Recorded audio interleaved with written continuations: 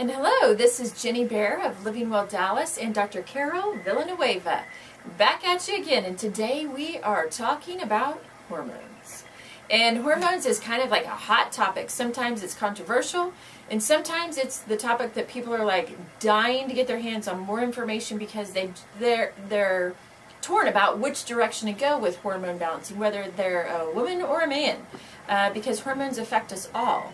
And especially as we age, they change. So let's talk a little bit about what is this thing called BioT and why is hormone management sort of important? Absolutely. So we've been talking about lifestyle and maintaining health, and we'd be completely remiss to not mention the importance that hormones play in that. Right. So, and by hormones, I mean the total hormone picture. So we're talking about sex hormones like testosterone and estradiol and progesterone, but we're also talking about the thyroid. Oh, right. Vitamin D is a hormone-like vitamin. We're kind of looking from a broad perspective. Stress hormones. This whole broad perspective of how hormones affect us, and there's a natural part of aging, or we know that women go through menopause. There's something equivalent, so to speak, in men that we call andropause. As women, we start losing our testosterone in our 20s. As men start losing 3% of their testosterone production, usually starting in their 30s. So there is some essence of just testosterone and hormones becoming imbalanced as you age.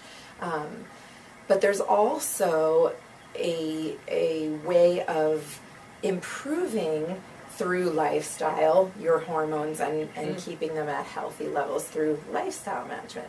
Now, part of the reason why hormones and hormone balancing has become such a hot topic in our society especially is because of the way that our lifestyle has affected our ability to keep our hormones in balance.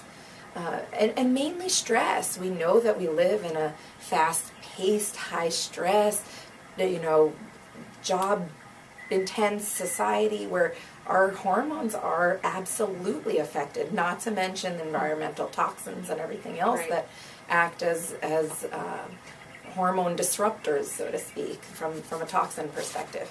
So all these things play a role in why we see hormone imbalances so frequently now in younger and older individuals, in men and in women.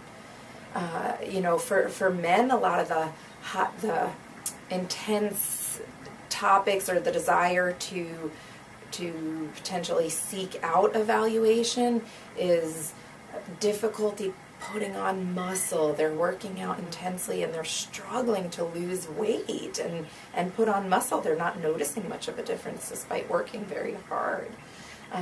Which is frustrating. Very, very frustrating. Nobody likes that. Exactly. And you can take the same angle for women. Women struggle oftentimes when they have never struggled their whole life with their weight, and suddenly they're hello, where did that come from? perimenopausal, and the typical weight distribution for women with hormone imbalances is the belly and the thighs, and it's not fun when you can sort of feel that shift in your body and you're, what is going on with me? I didn't change anything in my life. Why am I feeling this way?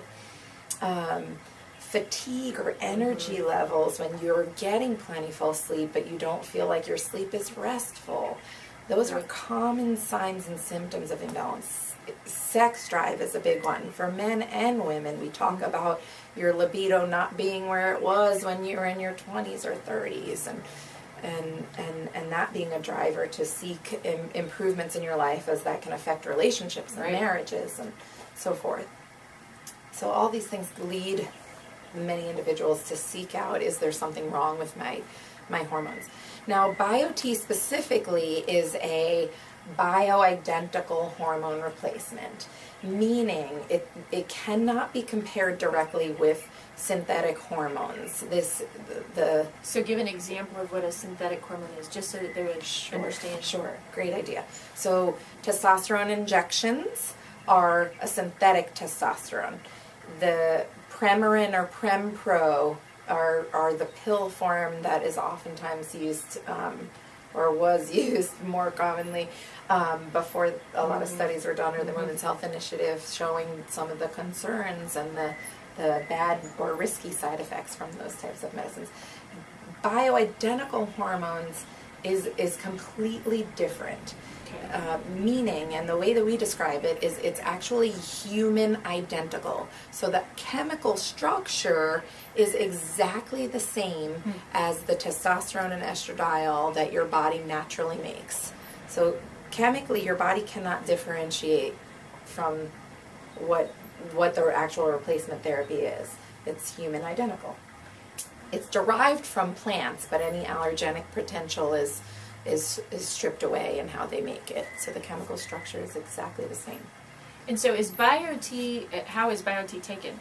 Orally, injected? Is it a pellet? What is it? Great question. So it is a Where pellet. does it go? It is a pellet, small pellet, that does get inserted just underneath the skin in your hip. Okay.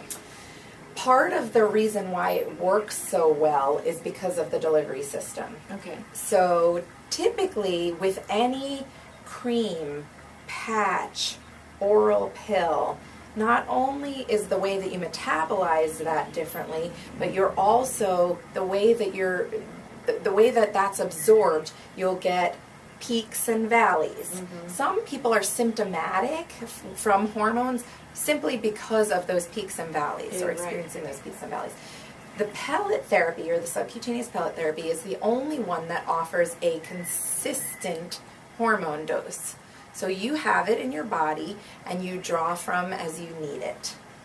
For women, the pellets are typically last somewhere from 3 to 5 months. For men, they typically last from 5 to 6 months. So there's virtually no daily maintenance.